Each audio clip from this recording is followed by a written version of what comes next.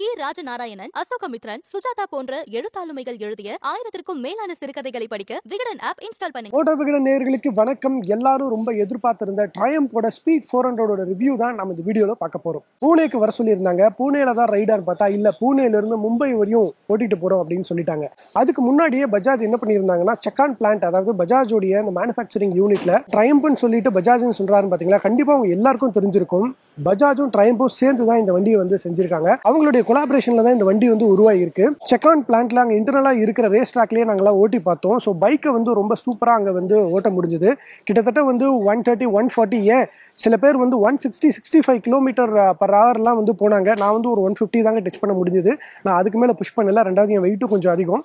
கொஞ்சம் வெயிட் கம்மியாக இருக்கிறவங்கலாம் வந்து பார்த்தீங்கன்னா 160க்கு மேலே வந்து அதை வந்து ஓட்டி பார்த்தாங்க. கண்டிப்பாக ஹைவேல டாப் ஸ்பீடை டெஸ்ட் பண்ணுறதுங்கிறது ரொம்ப கஷ்டமான விஷயம். அப்படிங்கிறதுனால பஜாஜ் இதை வந்து இன்டர்னல் ட்ராக்லேயே வந்து நம்மளை ஓட்ட விட்டுருந்தாங்க. அங்கே யாருமே ஷூட் பண்ண விடலை. ஸோ அதனால அங்கே இருக்கிற ஃபுட்டேஜஸ் எதுவும் உங்களுக்கு காமிக்க முடியாது. அதனால இப்போ வாங்க நம்ம ரைடுக்கு போகலாம்.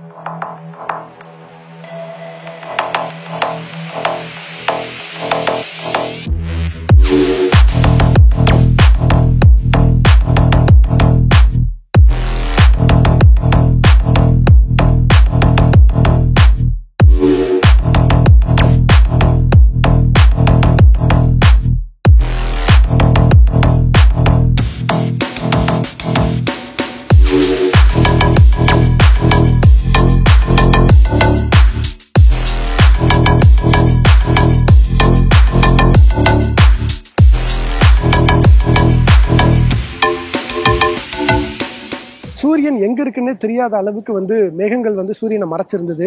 அப்படியே இருண்டு இருந்தது. அதுல வந்து ரொம்ப அழகா வந்து ரைட் பண்ணி போனது வந்து ரொம்ப சூப்பரா இருந்ததுங்க.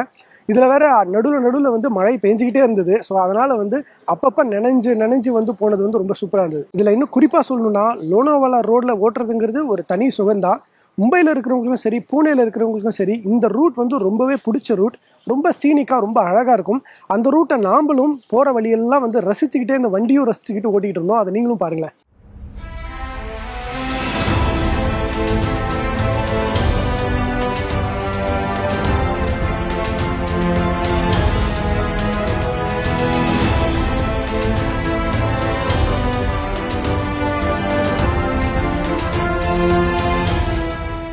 இந்த பைக்கோட ரிவ்யூவை நான் ஆரம்பிக்கிறதுக்கு முன்னாடி கண்டிப்பாக இதோட விலையை பற்றி நான் பேசி ஆகணும். ஏன்னா இன்னைக்கு மார்க்கெட்டில் இதை பற்றி தான் எல்லாரும் பேசிக்கிட்டு இருக்காங்க. யூஸ்வலாக ஒரு பைக் வந்து லான்ச் ஆச்சுன்னா அதோட ஃபீச்சர்ஸ், அதோட பெர்ஃபார்மன்ஸ், இதை பற்றி தான் அதிகமாக பேசுவாங்க. ஆனால் ஒரு விலையை பற்றி அதிகமாக பேசுகிறோம் அப்படின்னா அது காரணம் என்ன அப்படின்னா, இவங்க இதை ப்ரைஸ் பண்ணியிருக்கிற அந்த பாயிண்ட் தான். 2.23 lakhs வந்து ஃபர்ஸ்ட் 10,000 கஸ்டமர்ஸ்க்கும், அதுக்கப்புறம் வர்றவங்களுக்கு 2.33 lakhs அப்படின்னு சொல்லியிருந்தாங்க. இந்த ப்ரைஸ் வந்து ரொம்ப கம்மியா அப்படின்னு நீங்கள் கேட்டிங்கன்னா, இன்னைக்கு மார்க்கெட்டில் இருக்கிற 250cc, 300cc, 350, 400cc பைக்ஸை விட இது விலை கம்மி. ஆனால் இதில் இருக்கிற ஃபீச்சர்ஸ் வந்து ரொம்ப அதிகம். அதனால எல்லாரோட கவனத்தையும் இந்த பைக் வந்து ஈர்த்தது அப்படின்னே சொல்லலாம். கண்டிப்பாக ஒரு பைக்கை வாங்கணும், ஒரு 400cc இல்லை ஒரு நல்ல பர்ஃபார்மன்ஸ் பைக்கை வாங்கணும்னு நினச்சிக்கிட்டு இருந்த நிறைய பேருக்கு இந்த பைக் வந்து ஒரு பயங்கரமான ஆப்ஷனாக இருக்கும். அப்படிங்கிறதுனால இந்த பைக்கை எதிர்பார்த்து நிறைய பேர் இருந்தாங்க. ஒரு வண்டி நிறைய பேரை ஈர்க்கணும், ஒட்டுமொத்த ஆட்டோமொபைல் இண்டஸ்ட்ரியே வந்து ஒரு உழுக்கணும் அப்படின்னா அதுக்கு ஃபர்ஸ்ட் விஷயம் என்ன தெரியுங்களா? டிசைன். அந்த டிசைன் வந்து பார்த்த உடனே எல்லாருக்கும் பிடிச்சிருக்கணும். அப்படி பிடிக்கல அப்படின்னு வச்சுக்கோங்களேன், கண்டிப்பாக அந்த வண்டியை வந்து யாரும் கண்டுக்க மாட்டாங்க. ஸோ அந்த வகையில் இந்த டிசைன் வந்து ரொம்பவே மினிமலிஸ்டிக்கான டிசைன் அப்படின்னு சொல்லலாம். நீங்கள் பார்த்தீங்கன்னா இந்த வண்டியில் வந்து பெருசாக வந்து எந்த ஒரு பார்ட்ஸுமே அதிகமாக இருக்காது. நீங்கள் இந்த டேங்க்கு, இன்ஜினு, இந்த சைட் பேனலை தவிர்த்து வேறு எதுவுமே வந்து வண்டியில் பெருசாக உங்களுக்கு தெரியாது. மற்ற வண்டியில் பார்த்தீங்கன்னா இந்த ரியர் பேனல்லாம் இங்கே இன்னும் பெருசாக இருக்கும். அதுக்கப்புறம் வந்து டூமில் பார்த்தீங்கன்னா ஒரு பெரிய பேனல் இருக்கும். இந்த மாதிரிலாம் நிறைய விஷயங்கள் இருக்கும். ஆனால் இதில் அந்த மாதிரிலாம் எதுவும் கிடையாது. ரொம்ப கிளாசிக்கான ஒரு ரவுண்ட் டூம், அதுக்கப்புறம் வந்து ஒரு சிம்பிளான ஒரு டேங்க், அதுக்கப்புறம் வந்து side panel, engine, chassis, silencer, இதோட முடிஞ்சுது. ஸோ இந்த டிசைன் என்ன சொல்லுது அப்படின்னா, ரொம்ப கிளாசிக்கான ஒரு டிசைன் அப்படிங்கிறதா வந்து இந்த டிசைன் நமக்கு வந்து சொல்லுது. ஸோ அதை வந்து ட்ரையம்ப் அச்சீவ் பண்ணியிருக்காங்களான்னா ரொம்ப சூப்பராகவே அச்சீவ் பண்ணியிருக்காங்க. இதில் ஹைலைட்டாக எங்கே சொல்லணும்னா, இந்த வண்டியோட இன்ஜின் பார்த்தீங்கன்னா வந்து லிக்விட் கூல்டு இன்ஜின். அதாவது வந்து ரேடியேட்டர் இருக்கு, இன்ஜினில் வந்து லிக்விட் வந்து ப்ராப்பராக வந்து இதோடைய ஹீட் மேனேஜ்மெண்ட் செய்யும். பட் இருந்தாலும் இதுக்கு வந்து ஃபின்ஸ் கொடுத்துருக்காங்க பார்த்தீங்களா. ஒரு மாதிரி வந்து இந்த ஃபின்ஸை கொடுத்து இது வந்து ஒரு கிளாசிக் ஏர் கூல்டு இன்ஜின் மாதிரி காமிச்சிருக்காங்க. ஆனால் ஏர் கூல்டு கிடையாது, இது வந்து லிக்விட் கூல்டு தான். பட் இருந்தாலும் இந்த லுக்குக்காக பார்த்த உடனே ஒரு கிளாசிக்காக தெரியணும் அப்படிங்கிறதுக்காக இது வந்து இதை அச்சீவ் பண்ணியிருக்காங்க. இந்த டிசைன் பிடிச்சிருக்கா இல்லையாங்கிறத நீங்கள் கமெண்ட்டில் வந்து பதிவு பண்ணுங்கள். கண்டிப்பாக எனக்கு இந்த டிசைன் ரொம்பவே பிடிச்சிருக்கு. இதோட மினிமலிஸ்டிக்கான டிசைனாக இருந்தாலும் இதில் நிறைய அட்வான்ஸ்டு ஃபீச்சரை கொடுத்துருக்கறனால ட்ரையம்பே இதை வந்து என்ன கிளைம் பண்ணுறாங்கன்னா, நாங்கள் வந்து கிளாசிக் ஆனால் மாடர்ன் பைக் அப்படின்னு சொல்கிறாங்க. அந்தளவுக்கு இது மாடர்னான ஃபீச்சர்ஸ் இருக்கா, அந்தளவுக்கு இது மாடர்னான பர்ஃபார்மன்ஸ் எல்லாம் கொடுத்துருக்காங்களா அப்படிங்கிறத அடுத்து பார்ப்போம். ஸோ டிசைன் ஆஸ்பெக்டில் என்னென்ன ஃபீச்சர்ஸ், ரொம்ப ஹைலைட்டிங்கான ஃபீச்சர்ஸ் என்ன அப்படின்னா, எல்இடி லைட்ஸ், ஹெட்லைட்டும் சரி டைல் லைட்டும் சரி எல்இடி லைட்ஸ் கொடுத்துருக்காங்க. அதே மாதிரி இன்வெர்டட் யூஎஸ்டி ஃபோக் வந்து இருக்குது. அதுக்கப்புறம் வந்து பார் அண்ட் மிரர்ஸ் வந்து கொடுத்துருக்காங்க. ஸோ இது வந்து யூஸ்வலாக இருக்கிற மிரர்ஸ் இல்லாமல் பார் அண்ட் மிரர் மாதிரி இருக்குது. அதே மாதிரி இன்ஜின் வந்து ஃபுல்லாக பிளாக் அவுட் பண்ணியாச்சு. ஸோ யூஸ்வலாக கிளாசிக்னாவே சில்வரில் அப்படியே குரோம்லலாம் இருக்கும். பட் அப்படி இல்லை, நாங்கள் வந்து இன்ஜினை வந்து பிளாக்ல தான் கொடுப்போம் அப்படின்ட்டாங்க போல். பட் ஆனால் சைலன்சரை வந்து குரோமில் கொடுத்துருக்காங்க. இன்றைக்கி காலையிலே வந்து மலையில் ரொம்ப தூரம் ஓட்டிகிட்டு வந்ததுனால வண்டியை வந்து ரொம்ப சேராக இருக்குது, மன்னிச்சுக்கோங்க. ஸோ இங்கே க்ளீன் பண்ணவும் ஆப்ஷன் இல்லை. ஸோ அதனால் அப்படியே ரிவ்யூ பண்ண வேண்டியதாக போச்சு. இல்லாட்டி இன்னும் கொஞ்சம் க்ளீன் பண்ணியிருக்கலாம். பட் இருந்தாலும் வந்து சைலன்சர் வந்து குரோமில் வந்து ரொம்பவே நல்லா இருக்குது. இந்த குரோம் வந்து உங்களுக்கு ஆப்ஷனலில் கிடைக்குது. டபுள் பேரல் எக்ஸாஸ்ட்டும் இருக்குது. ஸோ நீங்கள் அந்த எக்ஸாஸ்ட்டும் கூட நீங்கள் இதில் ஃபிட் பண்ணிக்கலாம். பட் டபுள் பேரல் எக்ஸாஸ்ட்டை விட இந்த எக்ஸாஸ்ட் வந்து அக்சசரியில் விலை அதிகம். ஏன்னா இது இன்னும் கொஞ்சம் ரொம்ப ப்ரீமியமாக நாங்கள் பண்ணியிருக்கோம் அப்படின்னு வந்து ட்ரையம்ப் சொல்கிறாங்க. ஸோ அதுக்காக அதே மாதிரி டயர்ஸ் வந்து பார்த்தீங்கன்னா வந்து 2 ஆப்ஷன்ஸ் கொடுக்குறாங்க. ஒன்று வந்து எம்ஆர்எஃப் டயர்ஸ், இன்னொன்று வந்து அப்போலோ டயர்ஸ். ஸோ இது வந்து இந்தியாவில், இதே நீங்கள் ஃபாரினில் பார்த்தீங்கன்னா வந்து மெட்ஸலர் டயர் வந்து தராங்க. பட் இங்கே நம்ம இந்தியாவுக்கு வந்து எம்ஆர்எஃப்பும் அப்போலோவும் இருக்குது. நீங்கள் இதில் 2ல் ஏதாவது ஒன்று நீங்கள் சூஸ் பண்ணிக்கலாம். ரெண்டுமே 17 inch வீல்ஸ் அண்ட் அப்புறம் அழகாக க்யூட்டான ஒரு கேப் ரயில், அதுக்கப்புறம் வந்து டெயில் லைட், அப்புறம் இண்டிகேட்டர்ஸ், இது எல்லாமே வந்து எல்இடியில் கொடுத்து ரொம்ப கச்சிதமாக பண்ணியிருக்காங்க. இன்ஸ்ட்ருமெண்ட் கிளஸ்டர் வந்து கிளாசிக்கையும் மாடர்னையும் கலந்த மாதிரி அனலாகும் டிஜிட்டலும் கொடுத்துருக்காங்க. ஸோ இதில் அனலாகில் வந்து ஸ்பீடோமீட்டரும் டிஜிட்டலில் வந்து டாக்கோமீட்டரும் வந்து கொடுத்துருக்காங்க. ப்ளஸ் தேவையான மற்ற எல்லா டீட்டெயில்ஸும் வந்து தெரிகிற மாதிரி வந்து பண்ணியிருக்காங்க. முக்கியமாக கியர் இண்டிகேட்டர், அப்புறம் வந்து இப்போ ஃபியூல் இண்டிகேட்டர், அதுக்கப்புறம் டைம், இது எல்லாமே வந்து நமக்கு இன்ஸ்ட்ருமெண்ட் கிளஸ்டரில் கிளியராக தெரியுது. இது வந்து எல்சிடி இன்ஸ்ட்ருமெண்ட் கிளஸ்டர், டிஎஃப்டி கிடையாது. ஸோ எல்சிடியே போதும் இந்த வண்டிக்கு. ஏன்னா இது கிளாசிக் அப்படிங்கிறதுனால அது ரொம்ப ஒரு முக்கியமான விஷயம். ஸோ ரொம்ப ஷார்ட்டாக ரொம்ப க்யூட்டாக தான் வந்து இந்த இன்ஸ்ட்ருமெண்ட் கிளஸ்டரையும் அவங்க ப்ளேஸ் பண்ணியிருக்காங்க. ஹேண்டில் பார் ரொம்ப வைடாக ரொம்ப சூப்பராக இருக்குது. ஆக்சுவலாக வந்து லாங் ரைட் போகிறதுக்கு இது ரொம்ப நல்லாவே இருக்கும். இதில் வந்து சுவிட்சஸ் பார்த்தீங்கன்னா ரொம்ப கச்சிதமாக கொடுத்துருக்காங்க. கில் ஸ்விட்சும் சரி, அசார்ட் லைட்டுக்கும் சரி, ஆரன், அப்புறம் வந்து இண்டிகேட்டர்ஸ், அதுக்கப்புறம் லைட் அப்படின்னு. இதில் முக்கியமாக வந்து இன்ஸ்ட்ருமெண்ட் கிளஸ்டரில் இருக்கிற ஆப்ஷன்ஸ், அதாவது வந்து ட்ரிப் மீட்டர்ஸ், அதுக்கப்புறம் வந்து ட்ராக்ஷன் கண்ட்ரோல், இது எல்லாத்தையும் பற்றி தெரிஞ்சுக்கிறதுக்காக ஒரு பட்டன் கொடுத்துருக்காங்க. ஸோ அந்த பட்டன் நம்ம ப்ரெஸ் பண்ணி வந்து நம்ம ஈஸியாக நேவிகேட் பண்ணிக்கலாம். ஸோ அதுவும் ரொம்ப சூப்பராக இருக்குது. ஸோ ஓவராலாக இந்த இடத்துல வந்து ஹேண்டில் பாரோட எர்கனாமிக்ஸும் சரி, இந்த இன்ஸ்ட்ருமெண்ட் கிளஸ்டரோட லுக்கும் சரி, ஓவரால் இந்த வண்டியோட இந்த கிளாசிக் டிசைனும் சரி என்னை வந்து ரொம்பவே சாட்டிஸ்ஃபை பண்ணியிருக்கு. நீங்கள் இந்த லுக் வந்து உங்களுக்கு எப்படி பிடிச்சிருக்கு அப்படிங்கிறதையும் நீங்கள் வந்து கமெண்ட்டில் பதிவு பண்ணுங்கள். இன்னொரு முக்கியமான டிசைன், ட்ரையம்ப் எப்பயுமே அவங்களோட எல்லா மோட்டார் சைக்கிள்ஸ்லையும் இல்லை, பிரதானமான கிளாசிக் மோட்டார் சைக்கிள்ஸில் அவங்க பண்ணுறது என்னென்னா இந்த டி சிம்பிள், இந்த ட்ரையாங்கிள் சிம்பிளை வந்து எப்பயுமே வந்து இன்ஜினில் கொடுப்பாங்க. ஸோ அது இந்த வண்டிலையும் கொடுத்துருக்காங்க. இன்னொரு விஷயம் நோட் பண்ணிங்களா, யூஸ்வலாக நம்ம நிறைய பைக்கில் வந்து செயின் வந்து லெஃப்ட் சைடில் தான் பார்த்துருப்போம். ஆனால் இந்த பைக்கில் வந்து ரைட் சைடில் இருக்கும். ஸோ நீங்கள் வந்து பைக்கில் போகிறீங்க அப்படின்னா லெஃப்ட் சைடில் தான் வந்து சேரடிக்கும் கிடையாது. இதுக்கப்புறம் வந்து இந்த பைக்கில் ரைட் சைடில் சேரடிக்கும். முக்கியமாக சைலன்சர் மேலே நிறைய சேரடிக்கும். அது காரணம் என்னென்னா செயினே இங்கே தான் இருக்குது, சைலன்சரோட ஒட்டி இருக்குது. ஸோ இது ஒரு வித்தியாசமான விஷயம். ப்ளஸ் டிஸ்க்கும் வந்து லெஃப்ட்டில் இருக்குது. அது யூஸ்வலாக இப்போ நிறைய பைக்கில் வந்து லெஃப்ட்டில் கொடுக்க ஆரம்பிச்சிட்டாங்க. ஆனால் வந்து செயின் ஸ்ப்ராக்கெட்டே வந்து ரைட் சைடில் இருக்கிறது வந்து இதில் கொஞ்சம் வித்தியாசமாக இருக்குது. ஸோ இந்த வண்டியில் இன்றைக்கி நான் ஓட்டின டயர் வந்து அப்போலோ டயர். ஸோ இந்த டயர் வந்து மலையிலையும் சரி, ரஃபான பேச்சஸ்லையும் ரொம்ப சூப்பராக வந்து பெர்ஃபார்ம் பண்ணுது. ஸோ கண்டிப்பாக வந்து அப்போலோ டயர் வந்து நல்லாயிருக்கும். எம்ஆர்எஃப் டயர் எப்படிங்கிறது நம்ம ஒரு எம்ஆர்எஃப் டயர் இருக்கிற வண்டியை ஓட்டி பார்த்து அப்போ என்ன சொல்லலாம். பட் இப்போ அப்போலோ டயர் வந்து உண்மையிலே சாட்டிஸ்ஃபைடாக இருந்தது.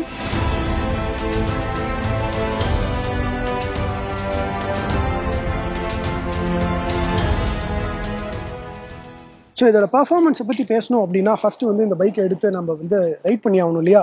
ஸோ காலையிலே நான் இந்த வண்டியை வந்து எடுத்து ரைட் பண்ண ஆரம்பித்த உடனே ஃபஸ்ட்டு விஷயம் எனக்கு பிடிச்சது என்ன அப்படின்னா இந்த வண்டியோட ரைடிங் பொசிஷன் தான். இது வந்து இந்த வைடான ஹேண்டில் பார், அதுக்கப்புறம் இந்த சீட்டிங் பொசிஷன் வந்து ஒரு மாதிரி ஒரு ஸ்போர்ட்டிவ் பொசிஷனும் இல்லை, அப்ரைட் பொசிஷனும் இல்லை, அதுக்கு ரெண்டுத்துக்கும் நடுவில் இருக்கிற மாதிரி இருந்தது.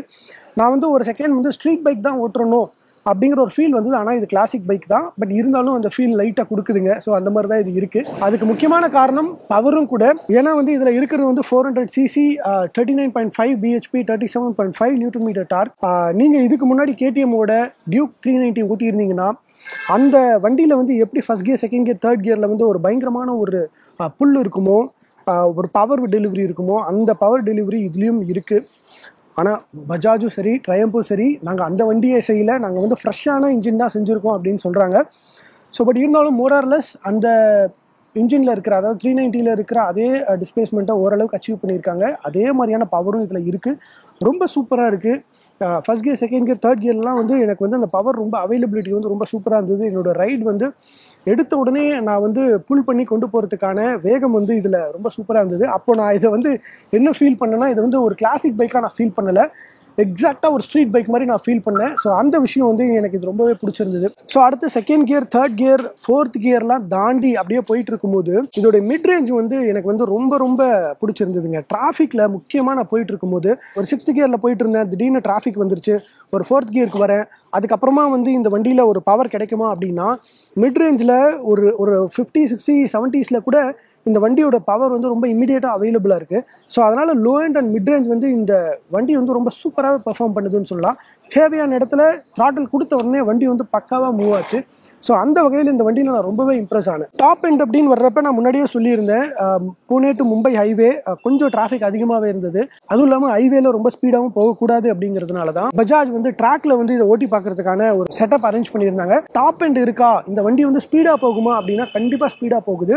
150ல் கூட இந்த வண்டி வைப்ரேஷன் இல்லாமல் ஸ்டேபிளாக இருக்குது, ரொம்ப கண்ட்ரோலபிளாக இருந்தது. ஸோ அதுவே வந்து ரொம்ப ஒரு பாராட்டக்கூடிய விஷயம். இந்த தேர்ட் கியர் இல்லை ஃபோர்த் கியரில் வந்து அதிகமாக ரெவ் பண்ணும்போது தான் லைட்டாக ஒரு வைப்ரேஷன் வந்து ஹேண்டில் பார்லையோ இல்லை வந்து ஃபுட் பேக்லையோ வர்ற மாதிரி ஃபீல். ஆனால் அது வந்து ஒரு ஸ்வீட்டான வைப்ரேஷனுங்க, ரொம்ப அதிகமான வைப்ரேஷன் சொல்ல முடியாது. ஒரு 400cc 39.5 bhp வந்து ப்ரொடியூஸ் பண்ணி அடிக்கிறப்ப கண்டிப்பாக வந்து ஒரு ஸ்லைட்டான வைப்ரேஷன் வர்றதுக்கு வாய்ப்பு இருக்குது. ஸோ அது வந்து நெக்லிஜிபிள் தான், கண்டிப்பாக வந்து அது ஒரு பெரிய விஷயமா ஒரு குறையாகவும் நம்ம சொல்லிடவே முடியாது. அது இன்னுமே அந்த ஸ்போர்ட்டினஸ்க்கு வந்து இன்னும் வேல்யூ தான் ஆட் பண்ணுது அப்படின்னு சொல்லலாம் இந்த வண்டியில். ஸோ அந்த வகையில் வந்து இது வந்து என்ன தான் கிளாசிக் அப்படின்னு சொன்னாலும் ஆனால் கண்டிப்பாக ஒரு ஸ்ட்ரீட் பைக்கான கேரக்டர் வந்து கம்ப்ளீட்டாக இதில் இருக்குது. ஏன்னா அதுக்கான இன்ஜின், அதுக்கான பவர், அதுக்கான ஸ்டாண்ட்ஸ், இது எல்லாமே இந்த வண்டியில் அப்படி தான் இருக்குது.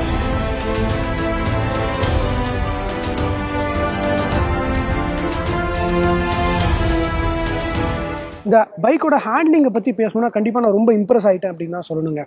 அது காரணம் என்னென்னா, யூஸ்வலாகவே நீங்கள் ட்ரையம்ப் மோட்டர் சைக்கிள்ஸ் இதோடைய பவர்ஃபுல்லான மற்ற ட்ரையம்ப் மோட்டர் சைக்கிள்ஸை நீங்கள் ஓட்டி பார்த்தீங்கன்னா அதில் பிரதானமாக உங்களுக்கு தெரிய வர்றது என்னவாக இருக்கும் அப்படின்னா ஹேண்ட்லிங் தான்.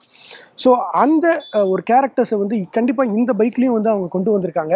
இதுவும் வந்து ஹேண்ட்லிங் வந்து அந்தளவுக்கு சூப்பராக இருக்குது. நான் ஹைவேல வந்து ஜாலியாக ஓட்டுறப்பவும் சரி, ட்ராக்கில் ஓட்டுறப்பவும் சரி, டிராஃபிக்குள்ளே போகிறப்பவும் சரி, என்னால் வந்து ஈஸியாக இந்த பைக்கை வந்து ஹேண்டில் பண்ண முடிஞ்சுது.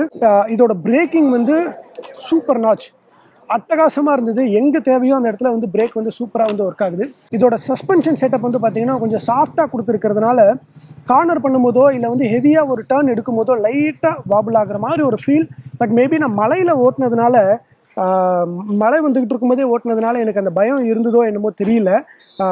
அந்த ஹில்ஸில் வந்து நான் கார்னர் எடுக்கும்போது இன்னும் கொஞ்சம் ஒரு நல்ல ரோடில் ஓட்டி பார்த்தோன்னா தெரியும். ஆனால் இருந்தாலும் சஸ்பென்ஷன் வந்து கொஞ்சம் ஷாஃப்டாக இருக்கிறதுனால இதோடைய ஹேண்ட்லிங் வந்து கொஞ்சம் ஸ்பீடாக போய் டர்ன் எடுக்கும்போது கொஞ்சம் ஒரு மாதிரி இருக்குது. பட் ஆனால் சாஃப்டாக இருக்கும்போது அதோட கேரக்டரே அதுதான், உங்களால் ரொம்ப ஸ்பீடாக போய் டர்ன் எடுக்க முடியாது. ஆனால் அதே விஷயம் வந்து நீங்கள் வந்து டிராஃபிக்கில் ரோட்ஸ் நல்லா இல்லாதப்போ வந்து அந்த சஸ்பென்ஷன் வந்து என்னை ரொம்ப ஸ்மூத்தாக வந்து கடந்து போக வச்சுது. ஸோ அந்த வகையில் வந்து என்னால் கிட்டத்தட்ட ஒரு 120-130 கிலோமீட்டர்ஸ் நான் ஓட்டினேன். எனக்கு அலுப்பே தெரியாத அளவுக்கு வந்து இந்த ரைடு இருந்தது. அதுக்கு காரணம் வந்து இந்த சஸ்பென்ஷன் அப்படின்னு சொல்லலாம். ஸோ ஹேண்ட்லிங் பர்ஃபார்மன்ஸ் பற்றி பேசுகிறப்ப கண்டிப்பாக நம்ம வந்து மைலேஜை பற்றி பேசி ஆகணும். ஏன்னா மைலேஜ் வந்து ரொம்ப முக்கியமான ஃபேக்டர். இவ்வளோ பவர்ஃபுல்லான இன்ஜின் கண்டிப்பாக கம்மியான மைலேஜ் தருமா அப்படின்னு கேட்டிங்கன்னா, நம்ம வந்து ட்ரையம்பை கேட்டால் ட்ரையம்ப் என்ன சொல்கிறாங்கன்னா 29 km/L தான் வந்து அவங்க கிளைம் பண்ணுறாங்க. நானே செக் பண்ணேன், என்னோட இன்ஸ்ட்ருமெண்ட் கிளஸ்டரில் வந்து எவ்வளோ காமிக்குதுன்னா 25 km/L வந்து காமிக்குது. So more or less 25 to 30 கண்டிப்பாக கிடைக்கும் அப்படிங்கிறாங்க ட்ரையம்ப். நீங்கள் ரொம்ப மெதுவாக ஒரு 40-50 இல்லை வந்து ஒரு 60 தான் ஓட்டுறீங்க அப்படின்னா கண்டிப்பாக உங்களுக்கு வந்து 30-35 கூட கிடைக்க வாய்ப்பு இருக்குது. ஆனால் நீங்கள் வந்து இந்த ஃபுல் ஸ்ட்ரெச்சாக வந்து ஒரு 80 to 100லேயே நீங்கள் ஓட்டுறீங்க அப்படின்னா கண்டிப்பாக உங்களுக்கு 29 கிடைக்கும் அப்படின்னு சொல்கிறாங்க. டூரிங் ஆஸ்பெக்டில் பார்த்தீங்கன்னா இதோட டேங்க் கெப்பாசிட்டி வந்து 13 liters. ஸோ கண்டிப்பாக ஒரு லாங் ரைடு போகிறதுக்கு ரொம்ப யூஸ்ஃபுல்லாக இருக்கும். ப்ளஸ் இவங்க வந்து 25+ அக்சசரிஸ் வந்து தராங்க. ஸோ நீங்கள் saddle bag, tank bag, top box, அந்த மாதிரி ஏகப்பட்ட அக்சசரிஸ் இருக்குது. ஸோ அந்த அக்சசரிஸை நீங்கள் யூஸ் பண்ணி தாராளமாக வந்து ஒரு லாங் ரைடு வந்து இதில் பிளான் பண்ணலாம். ஸோ அதுக்கும் இது ரொம்ப ஆப்டாக இருக்கும். ஸோ இந்த வண்டியில் வந்து ஹீட் மேனேஜ்மெண்ட் வந்து இவங்க எப்படி பண்ணியிருக்காங்க அப்படின்னு பார்த்தா, யூஸ்வலாக வந்து பைக்கில் பார்த்தீங்கன்னா இந்த ரேடியேட்டர் வந்து ஹரிசாண்டலாக இருக்கும். ஆனால் இதில் வந்து பார்த்தீங்கன்னா வெர்டிகலாக வந்து வச்சுருக்காங்க.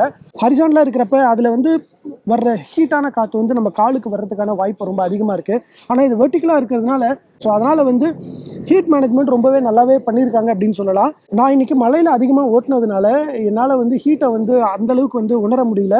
ரொம்ப கூலான ஒரு மோட்டர் சைக்கிளாக தான் இன்றைக்கி இருந்தது. அது காரணம் மழை பெஞ்சிட்டே இருந்தது, இப்போவும் லைட்டாக தூறல் போட்டுகிட்டே இருக்குது. ஸோ அதனால் வந்து மேபி இருக்கலாம். ஆனால் நம்ம டிராஃபிக் உள்ளாரையோ இல்லை ஹைவேலையோ ரொம்ப லாங்காக வெயில் அடிக்கும் போது எடுத்துகிட்டு போகணும்னா அப்போ தான் வந்து ஒரு ப்ராப்பரான ஹீட் மேனேஜ்மெண்ட் இதில் எப்படி இருக்குது அப்படிங்கிறத கண்டுபிடிக்க முடியும். ஆனால் ஒரு விஷயம் நான் இன்றைக்கி அப்சர்வ் பண்ணேன். அது என்ன அப்படின்னா, ரேடியேட்டரோட ஃபேன். அந்த ஃபேன் வந்து டிராஃபிக்கில் வந்து ரொம்ப பயங்கரமாக வந்து சுற்ற ஆரம்பிச்சிடுது. அது சுற்றிக்கிட்டே தான் இருக்குது. நம்ம வந்து ரொம்ப முக்கியமாக டிராஃபிக்கில் ரொம்ப நேரம் நான் சில இடத்துல டிராஃபிக்கில் போயிட்டு இருந்தேன். அப்போ வந்து ஃபேனோட சவுண்ட் வந்து ரொம்ப அதிகமாக எனக்கு கேட்டுச்சு. பட் இருந்தாலும் ஒரு 400 cc வந்து பம்ப் பண்ணி அதை வந்து கூல் பண்ணணும் அப்படின்னா அது கண்டிப்பாக அந்த ஃபேன் ஓடிட்டே தான் இருக்கணும். இன்னும் சொல்லப்போனால் வந்து KTM 390 இதே மாதிரியான ஒரு கேரக்டரிஸ்டிக்ஸ் தான் அதில் இருக்கும்.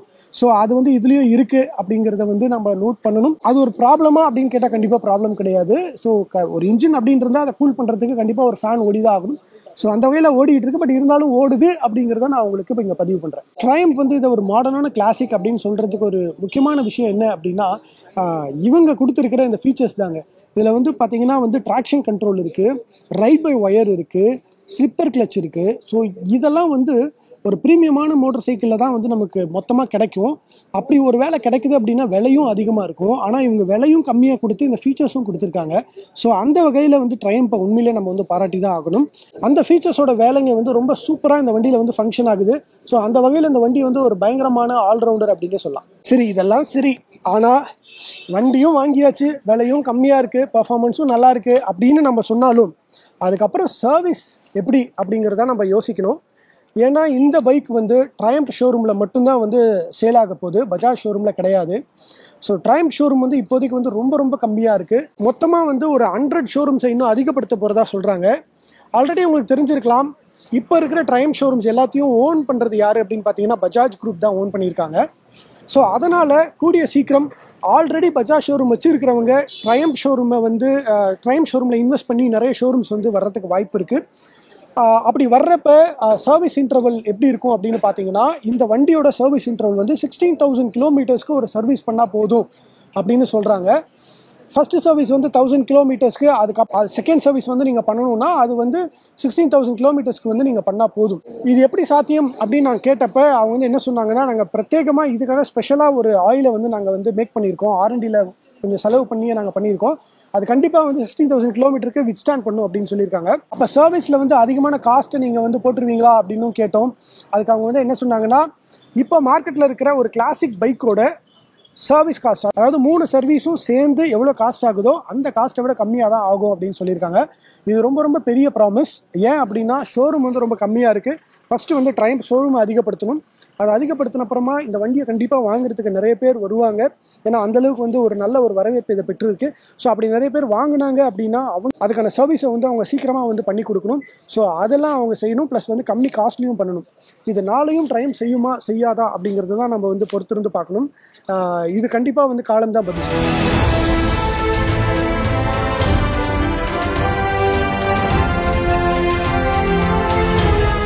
கண்டிப்பாக மார்க்கெட்டில் நிறைய மேனுஃபேக்சரர்ஸ் வந்து யோசிச்சுக்கிட்டு இருப்பாங்க, எப்படி இதுக்கு வந்து அடுத்தபடியான டஃப் காம்படிஷன் கொடுக்கலாம் அப்படின்னு சொல்லிட்டு.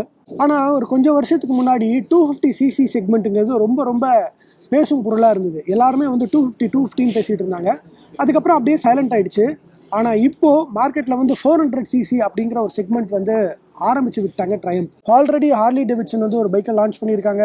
ஸோ ராயல் என்ஃபீல்டு கிட்டேருந்து கண்டிப்பாக ஒரு 450cc இன்ஜின் வரப்போகுது. ஸோ ஆனால் பொறுத்திருந்து தான் பார்க்கணும். ட்ரையம்ஃப் வந்து இந்த ஜூலை மாதம் எண்டில் தான் வந்து இந்த பைக் வந்து எல்லா ஷோரூம்லேயும் அவைலபிளாக இருக்கும்னு சொல்கிறாங்க. அதே மாதிரி ஸ்க்ராம்ப்ளர் 400Xோட விலையும் இன்னும் சொல்லலை, அதுவும் எப்போ வரப்போகுதுன்னு சொல்லலை. ஆனால் கண்டிப்பாக இன்னும் ஒரு 1 மாதம் 2 மாதத்துக்குள்ளாரையே நாங்கள் கொண்டு வந்துருவோம்னு சொல்லியிருக்காங்க. ஸோ அந்த 2 பைக்கும் மார்க்கெட்டுக்கு வந்தப்புறம் எவ்வளோ பேர் அதை வாங்க போகிறாங்க, இது எப்படி வந்து பர்ஃபார்ம் ஆக போகுது அப்படிங்கிறத வந்து நாம் பொறுத்திருந்து தான் பார்க்கணும். ஆனால் இப்போது இந்த ரிவ்யூவில் ஓவராலாக கண்டிப்பாக இந்த பைக் வந்து ரொம்ப சூப்பராக ஸ்கோர் பண்ணியிருக்கு. எல்லா வகையிலையும் ரொம்ப பக்காவாக இருக்குது. இன்னும் லாங் ரைட்ஸை எடுத்துகிட்டு போயிட்டு ஒரு நாள் 2 நாள் இல்லை ஒரு வாரம் நம்ம வந்து ஒரு லாங் ரைடு பண்ணோன்னா இதில் இருக்கிற மேபி சின்ன மைனஸ் நமக்கு தெரிய வரலாம். இப்போதைக்கு பெருசாக எந்த மைனஸும் சொல்ல முடியல. கூடிய சீக்கிரம் இது இன்னும் மார்க்கெட்டில் நிறைய பைக்ஸ் நம்ம ரோட்டில் பார்க்கலாம். அதுக்கப்புறமா உங்களுடைய கருத்துக்களும் நீங்கள் கமெண்ட்டில் பதிவு பண்ணுங்கள். நீங்களும் இந்த பைக்கை வாங்கினீங்கன்னா இல்லை புக் பண்ணியிருந்தீங்கன்னா எந்த அளவுக்கு இதை ஆவலாக எதிர்பார்த்துக்கிட்டு இருக்கீங்க அப்படிங்கிறதும் கமெண்ட்டில் பதிவு பண்ணுங்கள். நான் கொஞ்ச நேரம் அப்படியே அமைதியாக இங்கே ரிலாக்ஸ் ஆகிட்டு ஊர் வந்து சேர்றேன். அடுத்த ரிவ்யூவில் பார்ப்போம். நான் உங்கள் TJ. நன்றி. கி ராஜநாராயணன், அசோகமித்ரன், சுஜாதா போன்ற எழுத்தாளுமைகள் எழுதிய 1000க்கும் மேலான சிறுகதைகளை படிக்க விகடன் ஆப் இன்ஸ்டால் பண்ணுங்க. லிங்க் கீழே டிஸ்கிரிப்ஷன்ல இருக்கு. உடனே டவுன்லோட் பண்ணுங்க.